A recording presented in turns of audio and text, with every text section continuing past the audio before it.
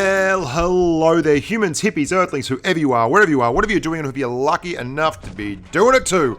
I'm Bushka Blitz, and I'm back today with another in this seemingly never-ending sea of my favourite tank videos. Now, the reason these videos are kind of worthwhile is specifically because the channel's mission statement is help the humans. Help the humans. Because I came into this game as an older fella with absolutely no idea what to do, and there were very, very few places I could go where someone would just say, hey, this is how you side scrape, or this is what gun depression is. This is how you should drive this tank. What I mostly found was lots of people running around saying, this is how much damage I did, and talking smack, which was pretty rubbish, apart from my good mates like Ruckus and Hubert Jass, the originals. Anyway, this is the JPanther 2, and I make these videos because I want to make videos where I show the kind of tanks that I like driving, why I like driving them, and why I feel they're worth spending spare parts on. This is another one of the unsung heroes. My favourite Tier 8 heavy, the Carnarvon, was a big-time unsung hero. Most people far prefer the premium heavy tanks and all the other rigmarole. This, for me, is a tank that is grossly overlooked. It is a monster. It is an absolute monster. It's being driven at the moment by me with the basics, the bare basics of equipment. I've got a gun rammer on it, I've got the protected modules, and I've got optics. And that's it. And it just performs. It is a stellar performer. It doesn't do a whole lot other than absolutely kick butt. And the thing it's really got going for it over all the other Tier 8 TDs just about is mobility. You can see so many instances in this video I'm going to show you where I just get out and I move and I get to the target quicker than the other guys. That's because it's got a tremendously competitive top speed of 55 kilometers an hour. The SU-101 can get out there at 54 kilometers an hour, which is pretty bloody good, but this thing isn't just about the top end speed. Indeed, it's also about the combination of top end speed and traverse. With just the barest of equipment on this and a set of rations, I am running this thing at nearly 50 degrees of traverse. Now, admittedly, I do have better perks than most people, but still, you can get it up over that just using the equipment if you grind it out. And the gun is gorgeous. It is a far cry from the, look at it work. Look at those traverse numbers. That's an LTTB, and it's just tracking. It just tracks the target and absolutely moiters it. Moiters it. I'm sorry. That didn't come out very good. Moiter. What am I? I'm a 1950s police detective named Dick Tracy. You can see the tank has heaps of traverse, it's got heaps of mobility, and it's got a lovely gun. Now let's talk about the gun a little bit more. It's a 128 centimeter, a 128 millimeter Pak 44 L55. And it's a beautiful gun because I feel it absolutely stays within the tradition of a lot of the best tanks in the German line. Namely, I like the Jag Tiger, I like the Flat Panzer, I love the Stuggy. These are tanks that have really good guns, really high rate of fires, accurate weapons, low aim times, and just really, really good tanks for the current meta, which is, well, obviously the Jag Tiger doesn't, but it's got a great gun. And the current meta is all about movement. You can sit in spawn if you like, but unless your team is picture perfect and are specifically spotting targets for you, then it's very unlikely that you're going to be able to catch and kill your own without incurring many, many shots coming back your way, because binoculars and camouflage net are no longer with us. Well, they are, but they're not. The synergy, the ability to run them both at once is no longer with us. What you end up with this tank is a tank that can follow the heavies, that can move around the battlefield and can make the most of it, and can also bring just absolutely brutal firepower to bear. And if you want to snipe, that's all well and good, but you can't do it from your own spawn. Well, in this tank, you can move around and you can keep your team in front of you as a screen. And you can see I get to the flank here and absolutely have a field day. I love that shot. Absolutely brilliant. That's what you get for camping. Deserve every bit. And that's what it's all about, really, in a TD. It's been a bit of a hue and cry in the game. And the way the game has changed, it's been pretty dramatic. And it's been a little bit confronting for some people because they were very, very safe and content to just, you know, toddle along, sitting in spawn, using binoculars. And I've got to take full credit for this. I encouraged that playstyle a lot in some of my videos because it was there to be exploited. Well, it's not there to be exploited anymore.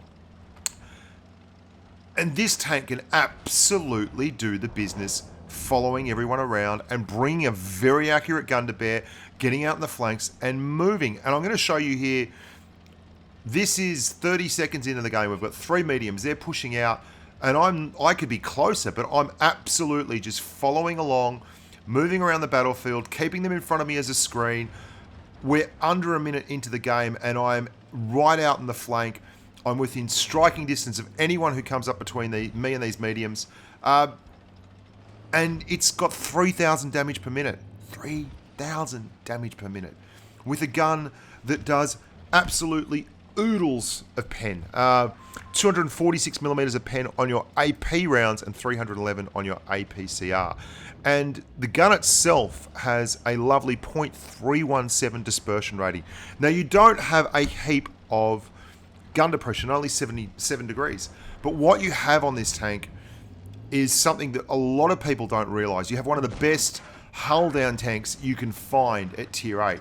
And I don't have a lot of footage where I managed to get into hull down positions, mainly because I just had the good fortune to have these runs where I was really aggressive with the tank, and they just kept folding it, kept winning it, kept doing, you know, 2 to 2.5k damage.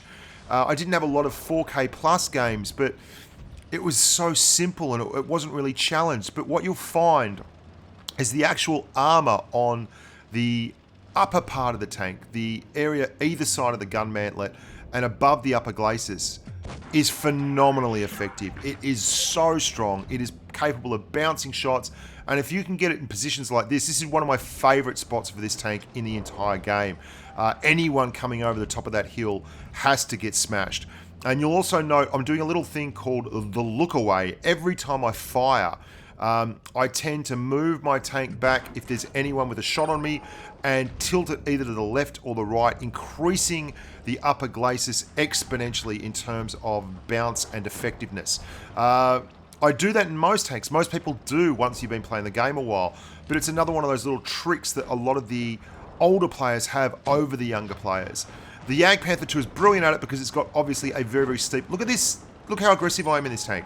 I've seen that they don't have the numbers. There's 4 tanks there, but I can get up here. There's a T-43, not worried about him. I can smack that Panther 2 in one game because I've got a 128mm gun, which means I've got a higher than 400 average alpha, which is a key. You get 460 alpha with your 120s, which is great. You get that extra little bit of love.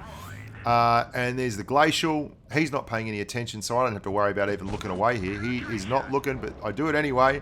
But he just doesn't turn. It just doesn't turn. So I go, righto, well, fair enough. I'll just shoot you. I'm going to show you a game here where it's just very basic stuff. There's a T95 down here at the bottom. No one is moving. It's a supremacy map, and I'm going to push up and move towards a lovely little area there behind the ACAP at the back of the temple. Nice spot for this map if you are in a tank, especially considering it's an up-tiered game. There's only 2 tier 9s on the other enemy team, a Leopard PTA and an M46 Patton, but still we are up-tiered. We're not going to go mucking around, and we are definitely not the tank that pushes down without anyone spotted. I mean, you are definitely not that tank, right? You got that, you're under control, good. Moving right along.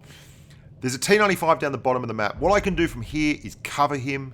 I can give him plenty of support if he gets pushed up on by the medium screen. I can shoot straight down this alleyway here. And I got here first. I know the 95's there. I'm going to now move up over here because there's obviously a lot of tanks going down there. We've got 4 tanks pushing straight down. I'm going to get in a position to put shots up if anyone comes across the middle. Still nothing spotted. Hello. This is the funny thing too nowadays. Look, I do the look away. Absolutely cool. not everyone's running optics, which is madness. That guy's not running optics, it doesn't look like, because if he was, unless he's completely stocked with a low crew skill, he would have seen me. As it was, I'm able to shoot him twice for big numbers without being spotted once. You need to be running optics on all your tanks. Forget camouflage net. It is a waste of your time. Again, the gun just singing, just absolutely singing. And there's that T95. I knew he was there. I switched to HE because the AMX CDC is an absolute magnet for high explosive rounds, especially from 128mm guns like this. We covered that T95. Easy money for jam. Just going to get one nice one into the PTA. The T95, I think, might be using the 120mm. He is indeed. You can see the reload speed on that thing. Very, very nice. Nasty gun. A lot of people don't know about that. The T95 can run a great 120mm. Finally spotted. Just going to put an APCR round into him there because he was more than a single shot, so I just want to be guaranteed of the kill with 2 shots, which we do. Moving down now, and the gun lets us down a little bit here, but I can't really say it's being let down. I'm firing before the reticle is actually fixed up. If I could change just a couple of bits of equipment on this, as I'd love to see it with vertical stabilizer and gun rammer, it would get even better then. I'm expecting to see a lot more JPanther 2s out there after this video because it is a criminally underdriven tank. Ask my good mate Shake My Head, the Kiwi Don Juan, from the land of the long white cloud. He loves this tank and he's a great little tank driver. RU251 is going to be good. We bite off more than we can chew up. You've only got 605 hit points left. You don't have a lot of hit points. And if you get hit on the side, you are getting penned. You can get HE penned from the side, in fact, with the right tanks. We're spotted. We're going to take him from that T34, but we're not really fussed about that. We just want to make sure we clear this M46. We take one from the pattern, in fact, not from the T34. We did the look away, but obviously you can't bounce everything in this life. And we're just going to get the pattern killed and then die to the T34. That's all right. We know he's there. We're trying to back up. Yeah, neither here nor there. That's the that was all over by then. T34 does a very good job, actually. He makes this go on for a little bit longer, gets through our T54 and then our KV4 nuts him.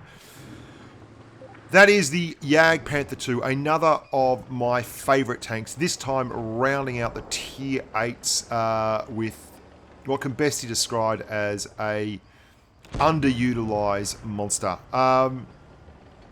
Carnarvon's my favourite heavy, and I find few enough of those in game.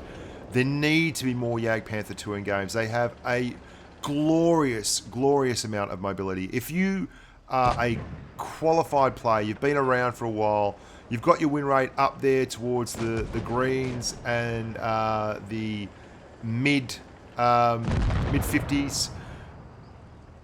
You need to get this tank. You need to drive it. I'm Bushka on Blitz. Until next time, look after your friends, look after your family, look after your dog. I'll look after mine.